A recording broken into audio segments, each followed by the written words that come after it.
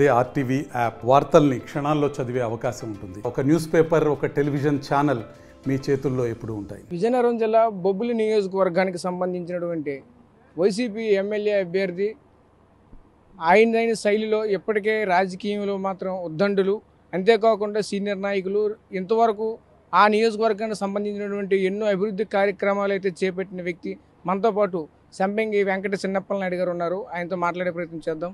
Sir నమస్తే sir. Sir ఈరోజు ఈ ప్రభుత్వం ప్రజెంట్ ఇప్పుడు ఉన్నటువంటి వైసీపీ ప్రభుత్వం అభివృద్ధి పథకాలు అయితేనేమి, సంక్షేమం అయితేనేమి ఏ విధంగా ప్రజల్లో తీసుకుని వెళ్ళారు మీ వంతు? వైసీపీ ప్రభుత్వం అంటేనే ప్రజల తాలూకా సంక్షేమం చూసే ప్రభుత్వం, ఈ రాష్ట్ర అభివృద్ధి చూసే ప్రభుత్వం. కాబట్టి ఈ నేరుగా ప్రతి ఒక్కరికి సంక్షేమం అందుతుంది. ఇవాళ కొత్తగా ఎవరు తీసుకెళ్ళక్కర్లేదు, అది జ్ఞాపకం చేస్తే చాలు. ఆ జ్ఞాపకం చేసే విధంగా మేము ఇదివరకే గడప గడపకి మన ప్రభుత్వం అనేటప్పుడు ఏ కుటుంబానికి ఏమేమి వచ్చాయి అనేది బుక్లెట్ కూడా ఇచ్చాము. అప్పుడు గుర్తు చేసి వాళ్ళని అడిగాము, అమ్మా ఇవన్నీ మీకు వచ్చాయా రాలేదా, మాకు పంపించే పార్టీ అంటే లేదు బాబు వచ్చాయి, ఇవన్నీ మేము తిన్నామని చెప్పారు. అలాగే మళ్ళీ రీసెంట్గా మేము వెళ్ళేటప్పుడు కూడా ఇవన్నీ ఒకసారి గుర్తు చేస్తూ ఉన్నాము. అలాగే అభివృద్ధి విషయంలో గత 15 ఏళ్ళు బొబ్బిలి రాజుల పాలనలో పూర్తిగా భ్రష్టు పట్టిపోయింది బొబ్బిలి నియోజకవర్గం. అందుచేత అసలు అభివృద్ధి అంటే వాళ్ళకైతే అలవాటే లేదు. అభివృద్ధి అలవాటు లేని లెవెల్ అంటే బొబ్బిలి రాజులే. వాళ్ళు ఎమ్మెల్యేగా ఉండవచ్చు, మంత్రిగా ఉండవచ్చు. నేను ఈ 5 ఏళ్ళలో ఎమ్మెల్యే అయిన తర్వాత మళ్ళీ ఏ గ్రామానికి కనెక్టివిటీస్ కానీ, రోడ్స్ కానీ, డ్రైన్స్ కానీ, లేదా సిమెంట్ రోడ్లు కానీ, బీటీ రోడ్లు కానీ, అలాగే తాగునీటి సమస్య కానీ, వ్యవసాయ పరంగా సేద్యం చేసుకోవడానికి నీరు కానీ, ఇవన్నీ కూడా నా టైంలో ఇవ్వడం జరిగింది. అంతేకాకుండా ప్రజెంట్ ఈ రోజు మీరు ఆల్రెడీ ఎప్పటికే ప్రజల్లోకి వెళ్తున్నారు, ఎలక్షన్ క్యాంపెయిన్ ఆల్రెడీ మొదలుపెట్టారు. ప్రజల్లో ఎటువంటి స్పందన వస్తుంది? ప్రజల్లో అయితే బ్రహ్మాండమైనటువంటి స్పందన ఉంది. జగన్మోహన్ రెడ్డి నాయకత్వాన్ని మళ్ళీ నిలబెట్టుకోవాలని, ఆయన నిలబెట్టుకోవాలంటే ఆయన ఎవరైతే టికెట్ ఇచ్చి ప్రతిపాదించారో ఎమ్మెల్యేకి కానీ, ఎంపీకి కానీ, వాళ్ళు గెలిపించుకోవాలనేటువంటి ఆలోచన ప్రజలకు ఉంది. వాళ్ళే ఎక్కువ ప్రచారం చేస్తుంటారు రెండో పక్క. కానీ వైసీపీ పార్టీకి మంచి ప్రజాదరణ ఉంది. ఖచ్చితంగా వైసీపీ అభ్యర్థిగా నేనైతే 15,000 తక్కువ లేకుండా బొబ్బిలి నియోజకవర్గంలో గెలిచి తీరుతాను. అంతేకాకుండా ప్రజెంట్ ఇప్పుడు ఉన్నటువంటి ఈ రాజకీయ నేపథ్యంలో మీరు ఇంత సీనియర్లు, ఇప్పుడు మీరు ఎమ్మెల్యేగా అయిన తర్వాత ఏ అభివృద్ధి కార్యక్రమాలు ఇప్పుడు చేపట్టారు? నేను తోటపల్లి జలాశయ పథకంలో అనేక గ్రామాలకి కొత్తగా ఆయకట్టు అభివృద్ధి చేశాము. అలాగే వెంగళరాయ సాగర్ ఇంప్రూవ్మెంట్స్ కూడా చేశాము.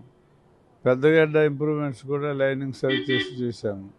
అలాగే జలజీవన్ మిషన్లకు సంబంధించి ప్రతి గ్రామానికి డ్రింకింగ్ వాటర్ ఇచ్చి మరి ఇంటింటికి కొళాయిలు వేయగలిగాము. అలాగే కనెక్టివిటీ రోడ్స్ వేయగలిగాము, బీటీ రోడ్లు వేయగలిగాము, సిసి రోడ్లు వేయగలిగాము. ఇవన్నీ కూడా మేము చేసినటువంటి అభివృద్ధి.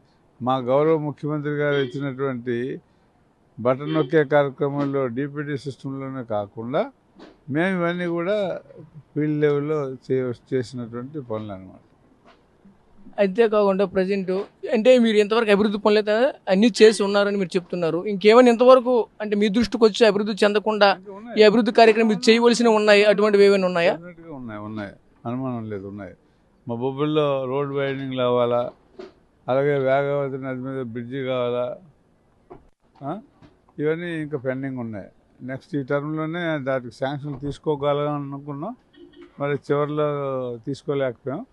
నెక్స్ట్ టైము ప్రజలు భగవంతుడు గెలిపిస్తే నెక్స్ట్ టైం తీసుకుంటాం.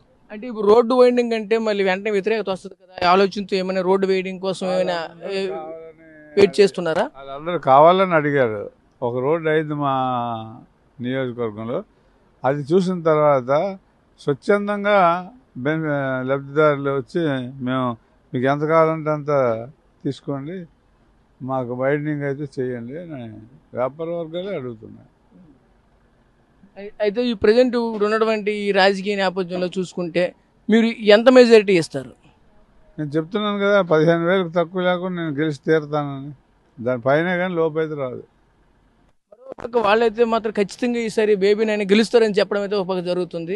దాన్ని మీరు ఏ విధంగా ఖండిస్తారు? బేబీనేని గెలవడం ఏంటండి, అతను మున్సిపల్ చైర్మన్ గానే కౌన్సిలర్ రావలేకపోయాడు. నేను అప్పట్లో తెలుగుదేశంలో ఉండేటప్పుడు పెట్టిన మనిషిని రాత్రి దొంగతనంగా ఎత్తుకెళ్ళిపోయి వాళ్ళ కోటలో దాచిపెట్టుకొని వాళ్ళ చేత విత్డ్రా చేసుకొని కౌన్సిలర్ అయ్యాడు. అంతేగాని అతను 4 మీటింగ్లు కూడా అటెండ్ అవ్వలేకపోయినాడు. ఎందుకంటే సభ్యులు అడిగినటువంటి ప్రశ్నలకు జవాబు చెప్పుకునేటువంటి సత్తా లేక అతను చైర్మనే అతను చేయలేకపోయినాడు. అతను ఎమ్మెల్యే గురించి ఎమ్మెల్యే క్యాండిడేట్ గురించి మాట్లాడే దౌర్భాగ్య పరిస్థితులు బొబ్బులు ఉంది. అయితే ఒకవైపు చూసుకుంటే వెలమ దొరలకు ఒక వెలమ సామాజిక వర్గానికి ఈసారి గట్టి పోటీ అని చెప్పొచ్చా?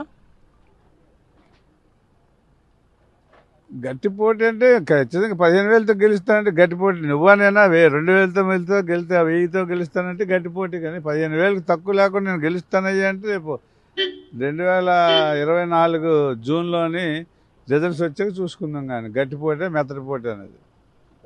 అయితే ఇది పరిస్థితి. ఈ నియోజకవర్గంలో మాత్రం ఖచ్చితంగా మేము 20,000 ఓట్లు ఖచ్చితంగా మేము గెలిచి తీరుతాం అని అయితే మాత్రం చెప్తున్న పరిస్థితి కనిపిస్తుంది. అంతేకాకుండా నియోజకవర్గం సంబంధించిన పనులు అభివృద్ధి పనులు మేము ఎన్ని చేస్తున్నాము. అంతేకాకుండా ఈ నియోజకవర్గానికి సంబంధించినటువంటి ఇప్పుడు ప్రజెంట్ ఉన్నటువంటి అపోజిషన్ నేత అయితే మాత్రం ఖచ్చితంగా ఏ అభివృద్ధి పనులు చేయలేదు, మేమైతే చేస్తున్నాము కనుక ప్రజలు మమ్మల్ని హర్షిస్తారు అని చెప్పడం అటువంటి పరిస్థితి మనకు కనిపిస్తుంది. కెమెరా పర్సన్ నాయుడుతో రాజేష్, RTV విజయనగరం నుంచి. మరిన్ని వీడియోస్ కోసం ఛానల్ ని సబ్స్క్రైబ్ చేయండి. లేటెస్ట్ అప్డేట్స్ కోసం వాట్సాప్ ఛానల్ ని ఫాలో చేయండి. అండ్ లింక్ డిస్క్రిప్షన్ లో ఉంది.